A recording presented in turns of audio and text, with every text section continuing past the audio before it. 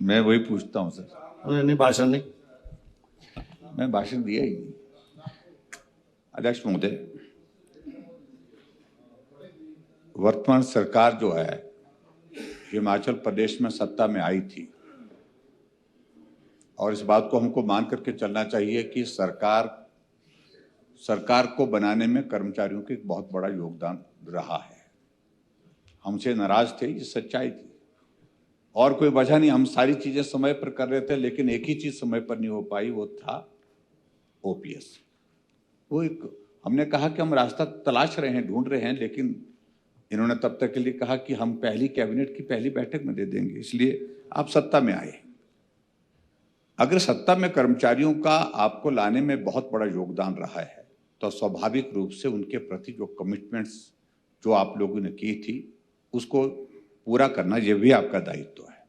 क्या सत्य, क्या ये अध्यक्ष महोदय ये सत्य नहीं है कि आपकी डीए की किस्तें जुलाई 2023 की 4% की और उसके बाद जनवरी 2024 की 4%। ये पूछ लिया, ये पहले विक्रम जी ने और नहीं चलो पूछ लिया तो मैं फिर से पूछ सकता हूं मैंने। नहीं, और उसके बाद अगर जनवरी 2025 की भी आपकी ठाकुर साहब, this has already replied, this has already been replied.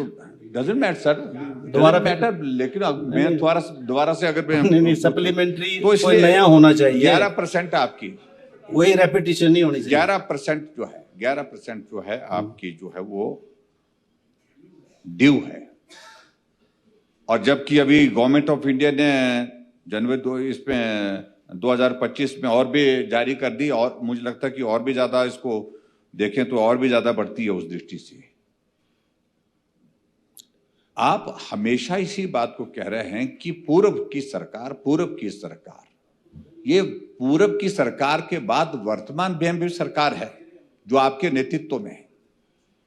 क्या ये सरकार जो वर्तमान की है, जो आपने वादे किए हैं, जो गारंटी दी है, जो आपने कर्मचारियों हितैषी होने का एक बहुत बड़ा आडंबर किया है, जो एक बहुत बड़ा आपने ये माहौल बनाया सप्लीमेंट्री ठाकुर साहब, तो क्या आप जो कर्मचारी प्रश्न पूछो जो दर भटक रहे हैं कि हमारे डीए की किस्त दे दो, हमारी डीए की किस्त दे दो, हमारी डीए की किस्त दे दो, हमारा जो है वो बीमारी के इलाज के लिए जो पैसा मिलता है रिम्बर्समेंट के तहत जो है वो मेडिकल रिम्बर्समेंट वो दे दो, वो आप देने की स्थिति में नहीं हो पा रहे। आप एक बात को सुनिश्चित करिए, आपने हाउस में कमिटमेंट की थी और उसके बावजूद भी आपने दिया नहीं। बस आ गया आपका प्रश्न आ गया, वो कब तक देंगे आप? बस ये ठीक है। माननीय मुख्यमंत्री महोदय, ये प्रिविलेज का विषय बनता है।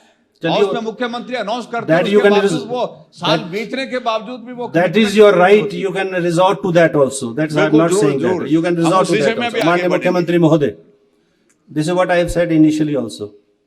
माननीय अध्यक्ष महोदय, या तो ये ध्यान लगा के बात नहीं सुनते हैं, मैंने तो कहा ही है बजट में, लेकिन मैं एक चीज और बोलना चाहता हूं जो इन्होंने पहले की 4 लाइनें बोली कि वर्तमान सरकार कर्मचारियों को के सहयोग से आई है। बिल्कुल सही कहा इन्होंने, इसमें कोई दो राय नहीं है।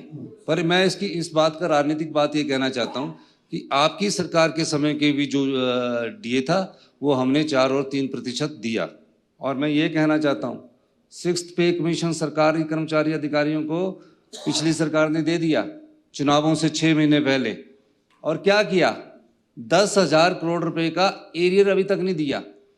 और उस समय हिमाचल प्रदेश की स्थिति ऐसी थी कि आरडीजी के रूप में 10,000 करोड़ रुपया, 11,000 करोड़ रुपया मिलता था।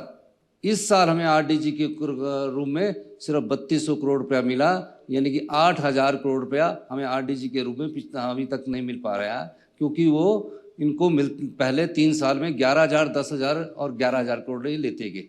इन्होंने एरियर नहीं दिया, जबकि एरियर दे सकते थे, पूरा एरियर दे सकते थे। अभी हम उनका एरियर भी दे रहे हैं।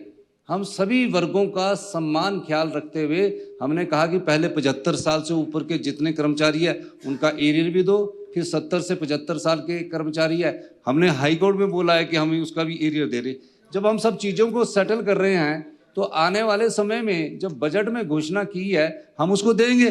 बजट मार्च में 31 मार्च 2026 को खत्म होगा ना, हम उसको जो हमने डीए का बोला है वो हम देंगे। और जैसे ही हमारी स्थिति थोड़ी और ठीक होती है, मैं दावे के साथ कह सकता हूं कि हमारी सरकार कर्मचारी अधिकारियों का जो भी एरियर बनता होगा वो भी हम देंगे।